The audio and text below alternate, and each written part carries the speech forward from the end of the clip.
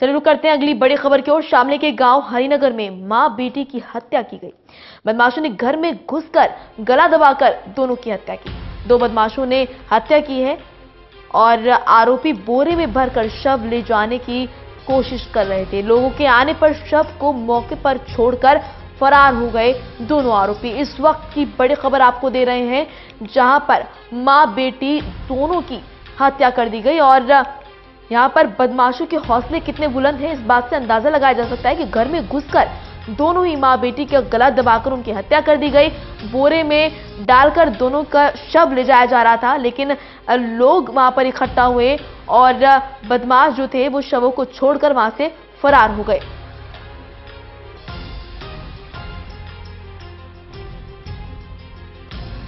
पूरे इलाके में इस पूरी वारदात से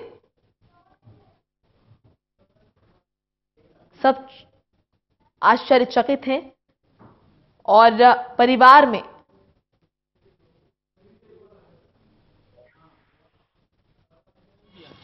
मातम पसरा हुआ है। आपको बता दें कि शामली की यह खबर है, जहां पर घर में घुसकर मां बेटी दोनों का गला दबाकर हत्या कर दी गई।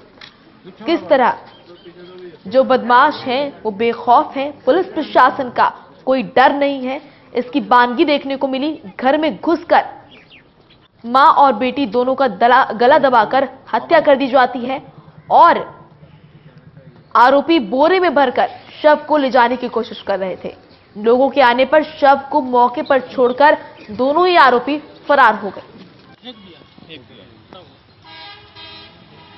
ज्यादा जानकारी के लिए हमारे साथ जुड़ चुके हैं संवाददाता श्रवण कुमार। श्रवण, किस तरह बदमाश बेखौफ घूम रहे हैं, इसकी बानगी देखने को मिली है शामली में? जी बिल्कुल, मैं आपको बताना चाहूंगा कि जिस तरीके से शामली जनपद का नाम पहले एनकाउंटर से स्टार्ट हुआ था, लेकिन अब डॉक्टर अजय पाल के जाने के बाद अब बदमाश खुद हावी होने शुरू हो गए। उसी के चलते जहाँ दिन दाड़े लूट होती है या फिर घर में घुसकर माँ बेटी की हत्या होती है। अब देखने वाली बात है कि जिस तरीके से बदमाश इतने बेखौफ होकर पुलिस के सामने खुली चुनौती देते हैं कि वो माँ बेटी की हत्या करते हैं और उनके शव को बोरे में भरकर ले जाने का प्रयास करते हैं, लेकिन लोगों के आने के बाद उस तरीके की चीजें देखने को मिली है कि वही जो चीजें देखने को मिली कि बदमाश शव को लेकर जा रहे हैं। उसी के चलते अब मौके पर पहुंचे लोगों ने उसको छुड़वाया और देखा कि कट्टों में लेकर वो शव को लेकर जा रहे थे। उसी के चलते पुलिस को सूचना दी गई। पुलिस ने दोनों के शव को कब्जे में लेकर आगे की वैधानिक कार्रवाई शुरू कर दी। लेकिन देखने वाली बात है कि कौन हत्यारे थे और क्या दुश्मनी थी, जबकि बूढ़ी महिला और उसकी बेटी घर में अकेले रह रहे थे। जी श्रवण, क्या कुछ कहना है पुलिस प्रशासन का, कब तक गिरफ्तारी हो पाएगी?